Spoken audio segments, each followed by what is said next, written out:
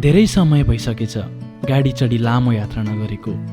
यात्राले थकित भएर लोलाएका आँखाहरू बाहिरको दृश्यहरू हेरी फेरि झसङ्ग बिम्जिएको र ती दृश्यहरू हेर्दै अन्तिम गन्तव्यको कल्पना गरी फेरि मन आतुर बनेको।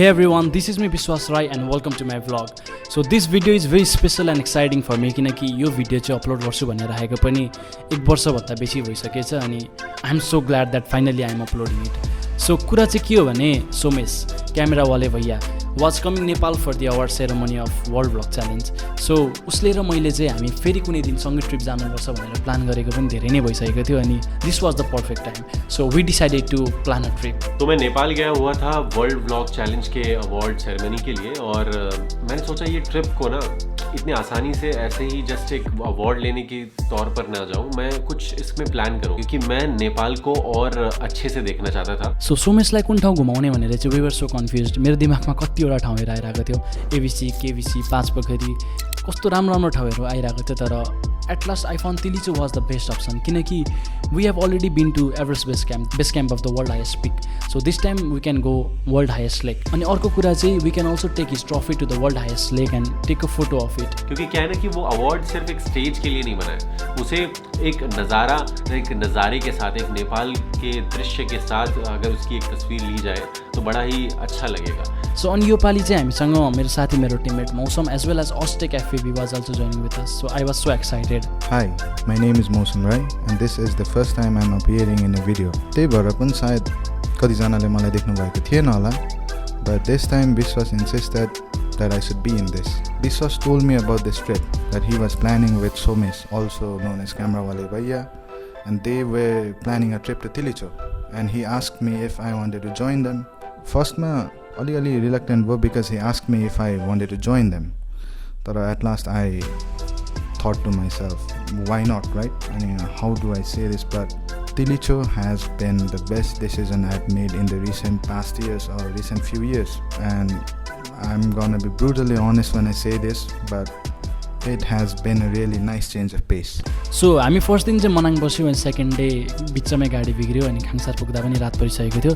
Every one was so tired कि हामी खाङसार पुगेर खानासाना खाएर सिधै रुमतिर लाग्यौँ। तर मौसमको चाहिँ भोलिदेखि फर्स्ट टाइम ट्रेकिङ भएर होला, ही वाज सो एक्साइटेड। यसो भने पहिला हिँड्ने के एकछिन अनि क्रिज जस्तो बन्छ के नेचुरल क्रिज के त्यसमा के गर्नु खुट्टा चाहिँ कसरी गर्नु हो त्यही माथि चाहिँ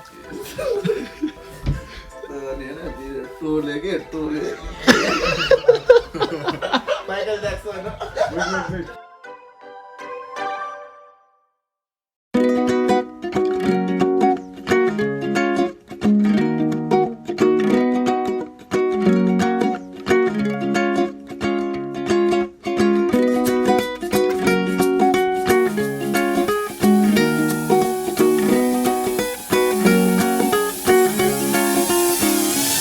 अलराइट, गुड मर्निङ एभ्रिवान। अहिले चाहिँ हामी खाङसार भन्ने ठाउँमा छौँ on the way to Tilicho लेक।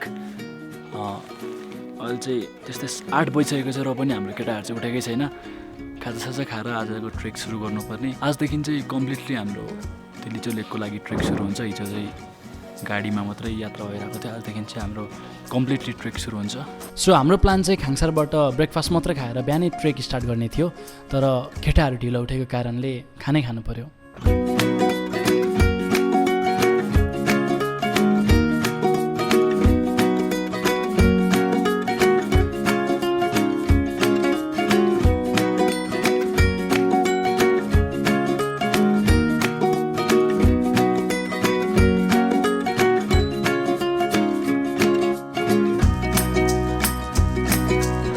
अबको नयाँ अपडेट है, हामी चाहिँ जाँदैछौँ बेस क्याम्पतिर।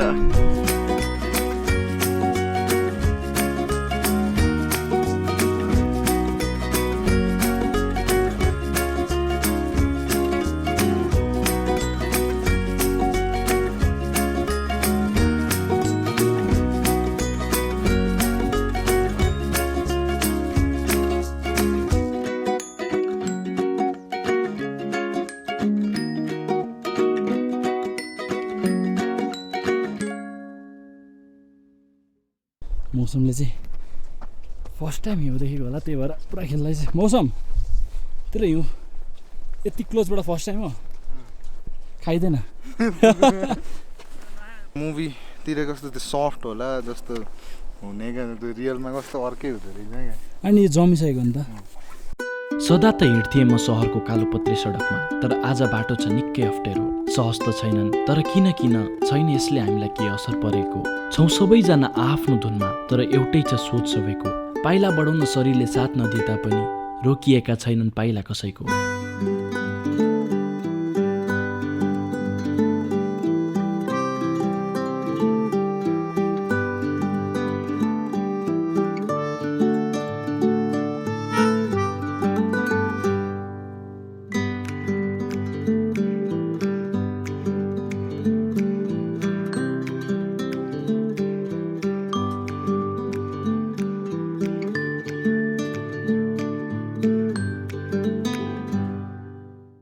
धूप जा चुकी है और ठंड बहुत तेज़ी से बढ़ रहा है और ऐसा लग रहा है कि मेरा बॉडी सुन हो चुका है और मैं अपने पता नहीं मैं अपने बॉडी के कंट्रोल में नहीं हूँ या फिर मैं बॉडी को कंट्रोल नहीं कर पा रहा हूँ क्योंकि चलना बड़ा मुश्किल हो गया है अब ठंड बहुत ज़्यादा तेज़ है एंड ये जो बैग है ना ये बहुत ज़्यादा हेवी है तो हम इसको बारी बारी कैरी कर रहे हैं 40 kg it's more than 40 kgs में भी क्योंकि इसमें सबका कैमरा है हमने अंदर डाल दिया कैमरा क्योंकि हम चल नहीं पा रहे आगे सो अभी एक ही कैमरा बाहर है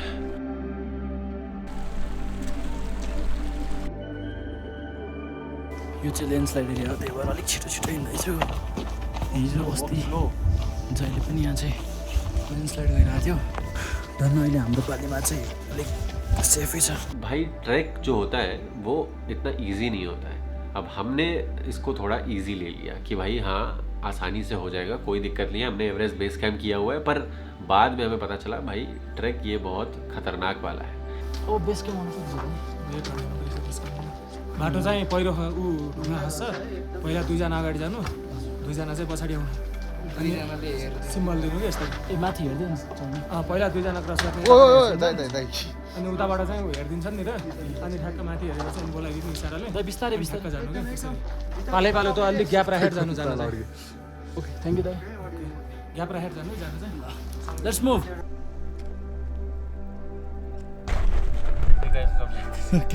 बहुत डर लग रहा था कि भाई हम गलती से कहीं गिर ना जाए क्योंकि वो बहुत ही 90-80 डिग्री का स्लैंट हाइट था और हर थोड़ी देर में पत्थर नीचे गिरे आ रहे थे और मुझे याद है कि मैं बहुत घबरा रहा था मेरे पैर कांपने लगे क्योंकि मुझे हमेशा से थोड़ा हाइट से डर लगता था तो फिर भी हमने वहाँ से धीरे धीरे क्रॉस करना चालू किया बैग बहुत भारी था पानी पानी पूरा पानी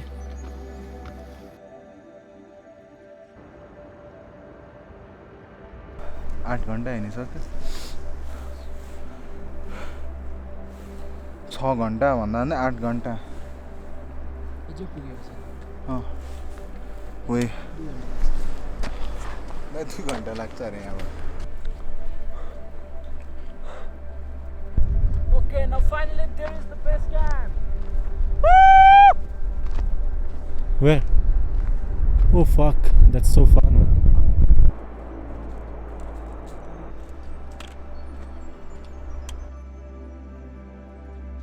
सदा त उठ्थेँ म 9-10 बजे र हुन्थ्यो किचनको टेबलमा एक कप चिया मलाई पर्खिरहेको फोनको स्क्रिन हेरेर बित्थे सुरुका घन्टा हरेक दिनको हुन्थेनन् कुनै योजना न त कारण उत्साहको कसैले सोधिहाल्यो भने सायद भनिदिन्थ्यो होला भविष्य मेरो भोलिको दिनको तर सबै कुरा नयाँ छ आज तो अभी फिलहाल सुबह के 3:45 बज रहे हैं और हम लोग अभी तैयार हो चुके हैं 4 बजे में निकल रहे हैं for the summit you good छ एउटा कारण उत्साहित हुनलाई चाहे किन नहोस् अप्ठ्यारो सास फेर्नलाई सोच्दैछु आजको दिन कस्तो होला भनी सोधु कसलाई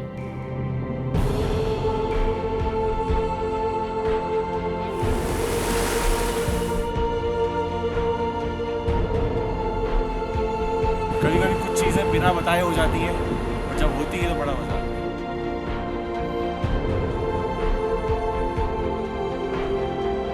घाम लागिसकेर पनि अझै पनि पुगेको छैन एकदमै गाह्रो भइरहेको छ सबैको आफ्ना रहरहरू छन् जति ठुला रहर त्यति नै भारी छन् कति साथीहरू बिचमा नै हारे र हारेर खिन्न भयो तिनका मन। जी हाँ, मैं लेक तक नहीं पहुंच पाया, बीच रास्ते में ही मुझे हारना पड़ा। तर तिनका रहरहरू बोक्ने जिम्मा लिने दियौँ हामीले वचन।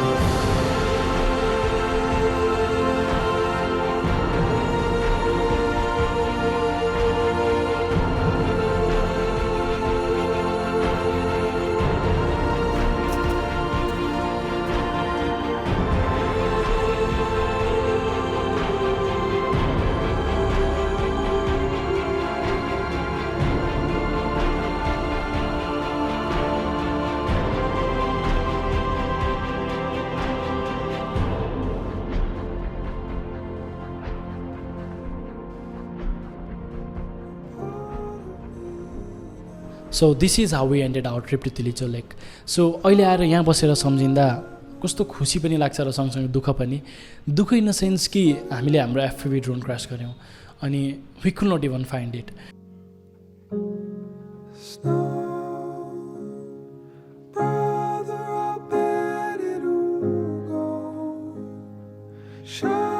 अनि अर्को कुरा चाहिँ जसको लागि भनेर मेनली हामीले यो ट्रिप प्लान गरेको थियौँ उनी माथि लेकसम्म पुग्न सकेन। But despite of everything I am so happy that we took his trophy to the top of the lake and make his dream come true.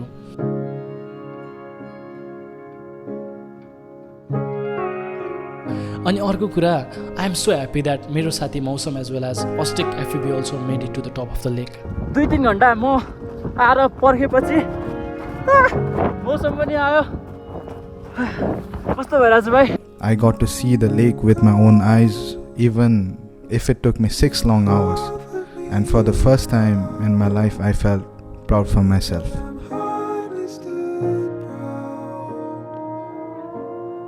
इस तरीके से ये पूरा ट्रिप हमने किया और मुझे अभी भी अच्छा लगता है कि मेरी ट्रॉफ़ी वहाँ तक पहुँच पाई। और विश्वास को मैं हमेशा थैंक यू बोलता हूँ कि भाई थैंक यू सो मच कि आप वहाँ तक मेरी ट्रॉफ़ी को लेके जा पाए और एक तस्वीर वहाँ से लेके आए मेरे लिए। तो जो भी हमारे साथ थे ट्रिप पे, विश्वास, मौसम और भी जितने भी दोस्त हमारे साथ वहाँ गए थे, मैं उन सबको हमेशा से मतलब शुक्रिया करना चाहूँगा कि मेरे को मौका मिला वहाँ तक पहुँचने का। शायद मैं वहाँ तक एंड तक नहीं पहुँच पाया, पर जल्द ही शायद फ्यूचर में कभी ना कभी मैं वहाँ ज़रूर जाऊँगा।